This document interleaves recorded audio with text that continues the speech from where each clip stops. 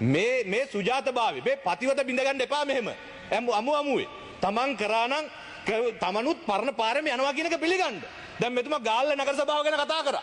දැන් ගාල්ල නගර සභාවේ අද නගරාධිපති ඔබතුමාලාගේ. නියෝජ්‍ය නගරාධිපති කවුද මෙතුමාලාගේ? නියෝජ්‍ය නගරාධිපති කවුද? ඔබතුමාලම චෝදනා කරපු හොරා කියලා කියපු පට්ටපල් චෝදනා තියෙන විශාල දූෂිතෙක්. එතුමාට දූෂිත චෝදනා ටිකෙන් වැළකෙන්න ඔබතුමාලා නගරාධිපතිකම් පූජා කරලා තමන්ගේ නඩු වලින් බේරෙන්න තමන්ගේ හොරකම් ටික ඇවිල්ලා ඔප්පුවයි කියලා ඒකෙන් ගැලවෙන්න මාලිමාවට ඡන්ද දෙනකොට එතුමා හොඳයි. එතකොට සුම්බුන් මිනිකට වෙනවා. සල්ලි ටිකක් වීදම් කරනකොට හොරෙක් යටපත් කරන්න යනකොට අර සුම්බුන් ගියපුවා මිනිකට බවට පත් වෙලා තියෙනවා. දැන් අපි මගේ දිස්ත්‍රික්කයේ මගේ ආසනයේ මැදවච්චේ ප්‍රාදේශීය සභාවේ බලය පිහිටවන්න ගියා. එතෙන්ට ආපුවාම කොමසාරිස්තුමා සම්පූර්ණම කලින්ම කට්ටිය දන්නවා එන්නේ රහස් ඡන්දයක් මයි බය නැතුව උඹ වරෙන් ඔබ ඡන්ද දීපන්.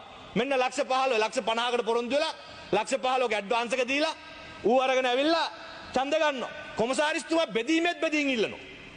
තව නම් දෙකයි යෝජනා වෙලා තියෙන්නේ. තවත් යෝජනා තියෙනවද කියලා අහනවා මේ බෙදීමට රහස් ඡන්දයක්ද විවෘත ඡන්දයක්ද කියලා ගන්න. අපේ කට්ටිය කියනවා විවෘත ඡන්දයක් කියලා. මාලිමාවේ කට්ටිය කියනවා මේ රහස් ඡන්දයක් කියලා.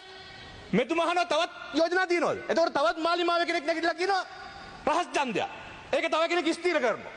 තව කෙනෙක් නැගිටිනවා මාලිමාවෙම රහස් ඡන්දයක්. ඒක තව කෙනෙක් ස්ථිර කරනවා. එතකොට බෙදීම් හතරයි. ඒ බෙදීම් ඔක්කොම කවුද මාලිමාවේ? මහා සභාපති අපේක්ෂකයෝ දෙන්නයි. සභාපති අපේක්ෂකයෝ දෙන්නයි ඉන්න තැන බෙදීම් හතරක් තියෙන්න පුළුවන්ද අපේ නියෝජ්‍ය කාරක සභාව බුදුමිනි? මේ රාජ්‍ය සේවක මහත්තුරු සම්පූර්ණ කොන්ද කඩලා තමන්ගේ අවශ්‍යතාව වෙනුවෙන් ඉෂ්ට කරගන්න අනිත් පැත්තේ മന്ത്രിවරු බිලිබාගෙන සල්ලි දීලා මේ මාලිමාව කතා කරපුවද මේ? හොරකම දූෂණය වළක්වන්නට කියලා තමන්ට ඡන්දය හම්බුණා. අපි දැක්ක අනුරාධපුර දිස්ත්‍රික්කේ කිසිදු ගැටලුවක් නැතුව පළාත් පාලන ආසන 16ක ඔබතුමාලට බලය පිහිටවන්න අයිතිතාව හම්බුණා. අපි ඒවට ඇඟිලි ගහන්න ආවෙත් නැහැ. ජනතාව වරම දුන්නා ඡන්දෙ දුන්නා. අපි එලිපිටම ඊට පස්සේ අපිට ඒ නොලැබිච්ච ටිකේ ලංකාවේ මේ වගේ විශාල ප්‍රමාණයක් තියෙනවා.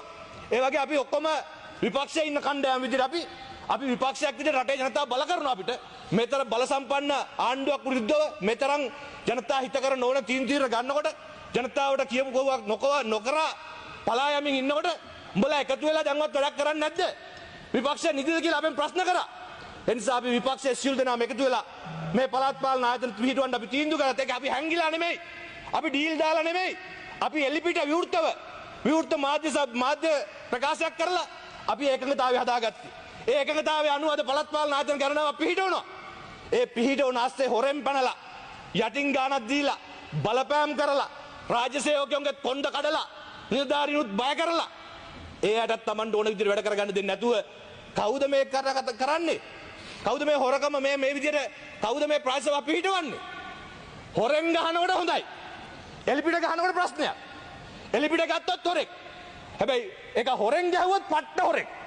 ඒක නිවැරදි හොරෙක්. ඒකද මාලිමාවේ ප්‍රතිපත්තිය.